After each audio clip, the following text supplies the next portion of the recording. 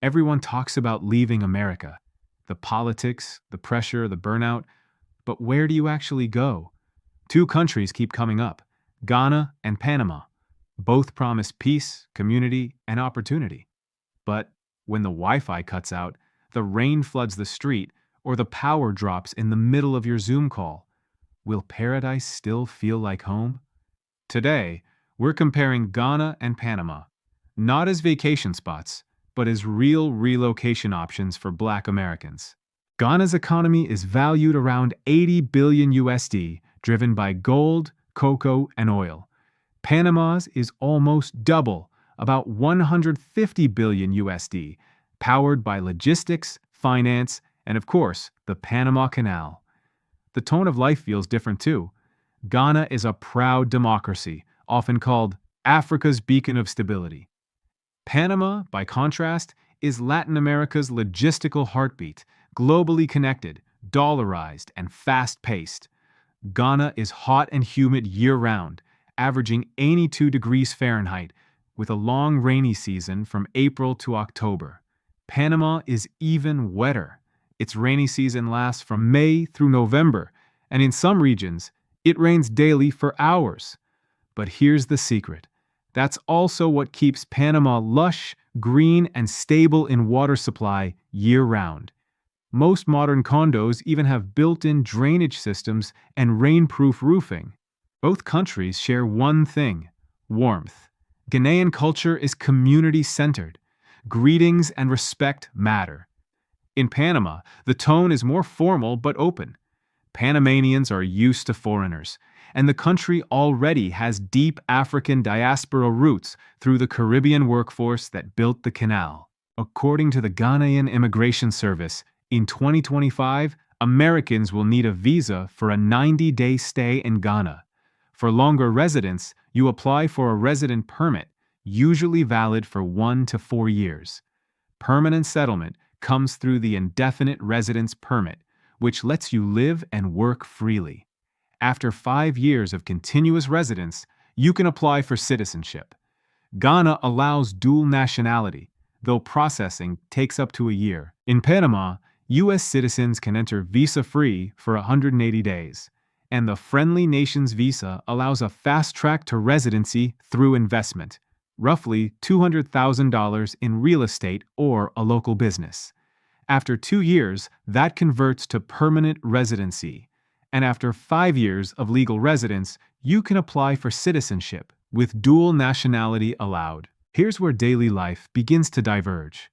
Ghana faces frequent load shedding, scheduled blackouts to manage power shortages. The state-run Electricity Company of Ghana, or ECG, reports that outages can occur several times a week in some regions. Businesses rely on diesel generators or solar setups to stay running. Electricity reliability is improving, but energy debt and mismanagement keep Ghana's grid unstable. That's why many expats invest in solar inverters and water storage tanks, not as luxuries, but as essentials. It's common to see rooftop panels in Accra's expat neighborhoods, keeping lights and Wi-Fi on when the city goes dark. Panama, in contrast, boasts one of the most stable power grids in Central America. Over 70% of its electricity comes from hydroelectric and natural gas plants. Short outages happen during storms, but rarely last long. So for digital nomads or remote workers, Panama's infrastructure feels closer to the US standard: plug in and go. Reliable internet can make or break your relocation. In Ghana, the average broadband speed is about 25 megabits per second, with mobile data from MTN and Vodafone being the most accessible. 4G coverage is strong in Accra and Tema, but in rural areas, it drops to 3G or none. Monthly home internet packages average $40 to $80, but expect occasional disconnections. Many remote workers use Starlink, which officially launched in Ghana in 2024, offering up to 150 megabits per second even in rural zones. Panama, meanwhile, has some of the best connectivity in Latin America. Thanks to undersea cables supporting the Panama Canal, Average broadband speeds reach 80 to 100 megabits per second, with 5G expanding in major cities. Home internet runs $30 to $60 per month, and outages are rare. If you're planning to work online, Panama wins for stability. But if you crave cultural depth and don't mind investing in redundancy, Ghana can still work beautifully with planning. Water access in Ghana depends on where you live. Accra's urban supply is fairly steady, but in suburbs or smaller towns, residents use storage tanks or boreholes for consistency. Waste collection varies by district, and road quality can swing from new highways to potholes overnight. Panama, on the other hand, has modernized water treatment and drainage systems, especially in Panama City. The rainy season brings daily showers, but infrastructure is built for it. Streets drain fast, and most housing in expat areas is elevated to prevent flooding. Ghana teaches adaptability. Panama rewards preparation. Ghana's cost of living depends on your lifestyle. Local food is cheap. A meal costs $2 to $4, but imported goods can double U.S. prices. Power, water, and internet bills vary depending on how you stabilize them. Panama feels cheaper day to day, but rent in prime expat neighborhoods like El Cangrejo or Costa del Este can reach $1,200 a month. Groceries are affordable, but imported goods still add up. Both countries tax electronics heavily, so bringing your gear makes sense.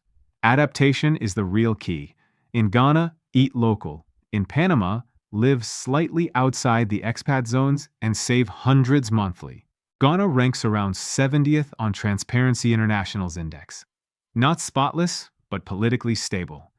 Its democracy is strong, press is free, and elections are peaceful. Bribery exists mostly as expedited service fees.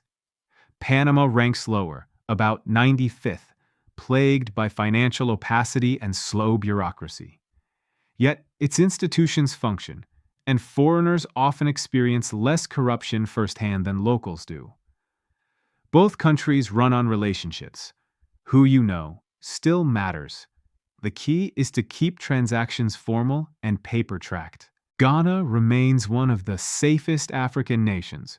Violent crime is rare. Petty theft happens. Gender-based violence persists but is publicly addressed through dedicated police units like DOVA. Panama's homicide rate has fallen steadily, and tourist zones are heavily policed. The main concern is petty theft, especially during carnival or in crowded markets. Gender-based violence remains a problem in rural provinces, though urban areas have strong awareness campaigns and shelters. Safer neighborhoods like cantonments in Accra or Clayton in Panama City offer reliable security without isolation. In Ghana, property ownership usually means leasing land from chiefs for 50 years, renewable. Verify land titles through the Lands Commission to avoid double sales. Prime expat neighborhoods, East Legon, Airport Residential, rent between $900 and $2,000 a month, depending on generator access. Panama allows full foreign ownership, with a secure title system recorded at the public registry. Coastal property is restricted. But most urban areas are fair game.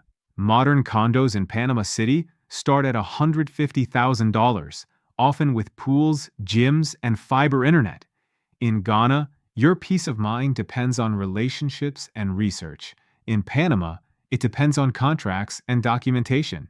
Another harsh truth many people don't talk about is financial adjustment. It's not enough to move. You have to learn how money really works where you land. When you first arrive, the exchange rate makes everything look cheap. But over time, you'll realize your spending habits might not fit the local economy. You might still shop at expat supermarkets or import things from the US that locals buy for a fraction of the cost. The key is learning local value. Find out where locals shop.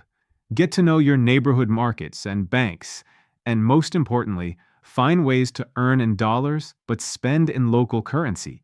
That's how most long-term expats thrive. Remote jobs, online businesses, or even teaching English online can make you financially resilient. Because when you stop living as a visitor and start living as a participant, your quality of life skyrockets. Not because Africa got easier, but because you got smarter about how to live here. Ghana's public healthcare is improving, but waits can be long. Private hospitals like Nyaho Medical Center offer world-class care. Basic insurance runs $60 to $100 a month. Panama's private hospitals rival U.S. standards. Facilities like Hospital Paitilla and Punta Pacifica are accredited internationally. Insurance costs are similar, and expats often praise the bilingual staff. Socially, Ghana welcomes African Americans with genuine pride. The year of return wasn't just marketing. It sparked land sales, family reunions, and new business ventures. In Panama, Black identity is woven into national history, yet class still defines most interactions. Respect, humility, and learning local language, Twi or Spanish, go a long way in both places. Relocating is an emotional reset. Ghana and Panama both require resilience. You'll face bureaucracy fatigue, language hurdles, and waves of homesickness. Studies on diaspora adjustment show that expats who build local networks are twice as likely to stay long-term. In other words, build a community. Join meetups, volunteer locally, and keep therapy sessions consistent. Relocation doesn't erase problems. It relocates them. So, Ghana or Panama? If you want deep roots, cultural reconnection, and the feeling of returning home, Ghana is your classroom. It's vibrant, emotional, and honest. But it will test your patience with power cuts, bureaucracy, and import costs. If you want convenience, modern infrastructure, and quick access to residency, Panama wins. But its pace is transactional, not spiritual. The truth? Neither is perfect. Both can be life-changing. The question isn't where you'll move. It's what you're moving for. Because peace doesn't come from the view. It comes from how well you can build a life when the rain starts falling or the power goes out. If you'd like to know more about the realities of living in Ghana, you can watch the full video on our channel. And if you're seriously thinking about life outside the US, subscribe. We explore what that really looks like every week.